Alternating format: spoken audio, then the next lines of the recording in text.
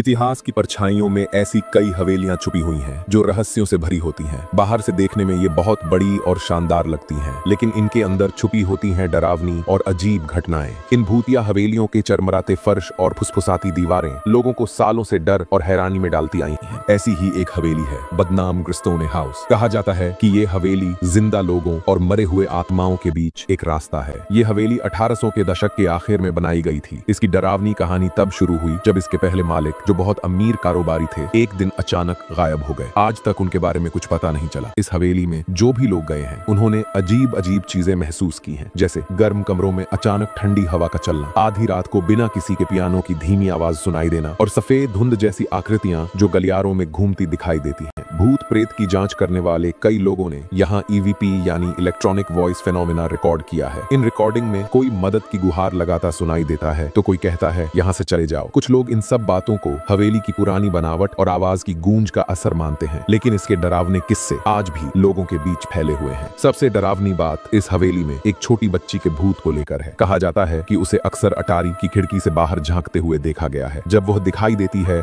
तो गुलाब के फूलों की खुशबू भी साथ आती है। कई लोगों ने इसकी जांच पड़ताल की, लेकिन आज तक कोई ये नहीं जान पाया कि इसमें सच्चाई कितनी है। ग्रिस्टोने हाउस के रहस्य अब तक अनसुलझे हैं। तो क्या ये भूतिया हवेलियां सिर्फ पुरानी कहानियां हैं या फिर ये सच में किसी अनजानी और अदृश्य दुनिया के दरवाजे?